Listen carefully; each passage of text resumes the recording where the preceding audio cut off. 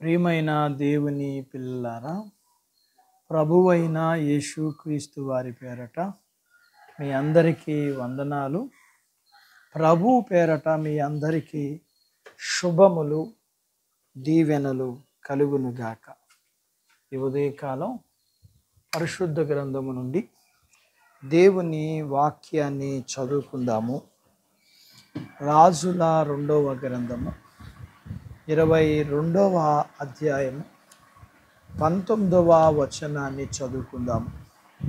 ఇశ్రాయేలుల దేవుడైన యెహోవా సెలవిచ్చినది ఏమనగా, ఈ స్థలము పాడవునగననియు దాని కాపరస్తులు దూషణ పాలగుదురనియు నేను చెప్పిన మాటలను నువ్వు ఆలకించి మెత్తని మనసు కలిగి యెహోవా సన్నిధిని దీనత్వము ధరించి నీ బట్టలు చింపుకుని నా సన్నిధిని కన్నీళ్లు రాల్చితివి గనుక నీవు చేయు మనవిని నేను అంగీకరించి ఉన్నాను. దేవుడు తన మాటలు మనందరి కొరకు దీవించునుగాక. ఆమేన్.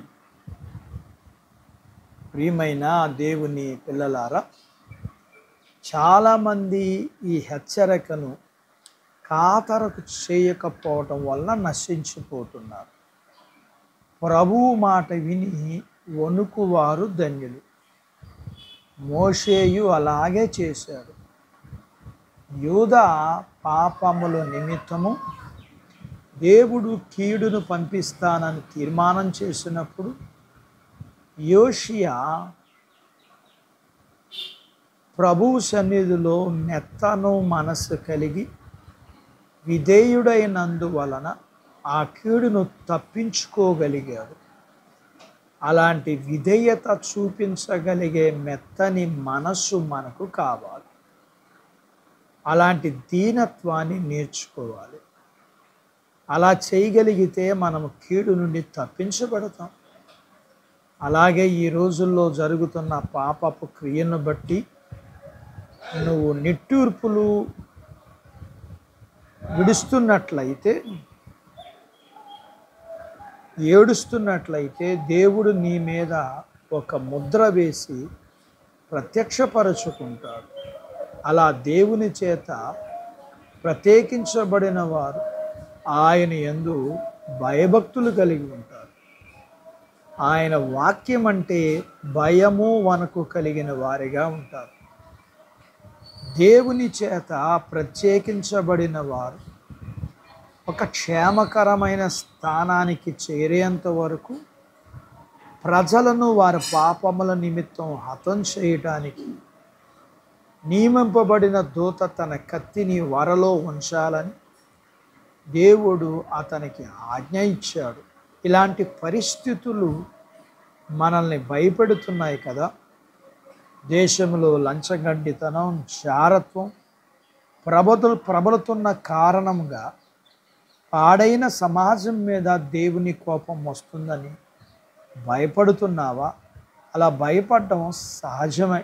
అయినా సరే దేవుని వాగ్దానం మీద ఆధారపడదాం. కన్నీరు విడిచి దేవుణ్ణి ప్రార్థించుదాం. మన ప్రార్థన ఆలకించి మనల్ని భద్రపరిచి నశించుచున్న వారి పట్ల కూడా కృప చూపే దేవునికి ప్రార్థిద్దాం.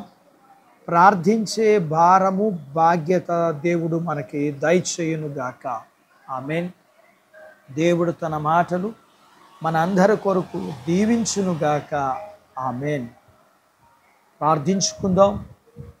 నాతో పాటు ఏకీభవించండి. మమ్ములను మిక్కిలిగా ప్రేమించిన మా ప్రియ పరలోకపు తండ్రి, మీ పరిశుద్ధ నామమును బట్టి మీకు వందనాలు. ఈ ఉదయకాలం మీ పాదాల దగ్గర మీ లేఖనాన్ని నేర్చుకోవడానికి మీరే సహాయం చేశారు.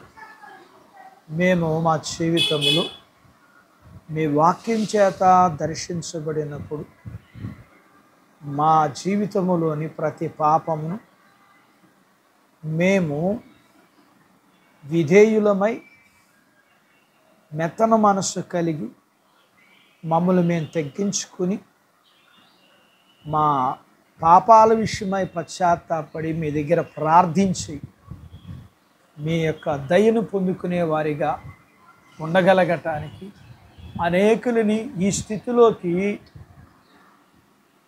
మీ చిత్తానుసారంగా నడిపించడానికి, మేము ప్రార్థించేవారిగా ఉండగలగటానికి సహాయం చేయండి. మీ పిల్లలను అందరినీ దీవించండి. నాతో పాటు ప్రార్థనలు ఏకీభవిస్తున్న ఈ పిల్లలని, కుటుంబాన్ని దీవించండి.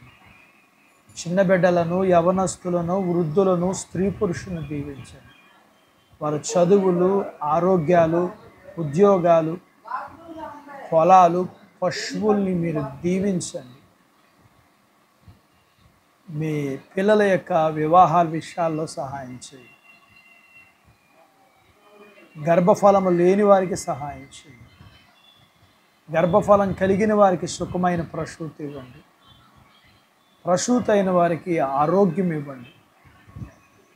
మీ పిల్లలను కలిగినంతటిని దీవించమని, చిన్న బిడ్డలను, యవనస్తులను, వృద్ధులను, స్త్రీ పురుషులను దీవించమని, చదువుకున్న వారికి చదువుల్లో కావలసిన సహాయము, ఉద్యోగాలు ప్రయత్నాలు చేస్తున్న వారికి ఉద్యోగాలలో అభివృద్ధి, ఆశీర్వాదం ఇమ్మని, వివాహాలు కాని వారికి వివాహాలు అవ్వటానికి సహాయం చేయమని, మీ పిల్లలు చేసుకుంటున్న చేతి పనులు, వ్యాపారాలు, పొలాలు, పశువుల్ని దీవించమని, మీ పిల్లలను కలిగినంతటిని ఆశీర్వదించమని యేసు ప్రభు వారి పేరట స్తుతించి ప్రార్థించి అడిగినవన్నీ పొందుకుని ఉన్నాము తండ్రి. ఆమెన్. దేవుడు మిమ్మల్ని దీవించునుగాక. ఆమెన్.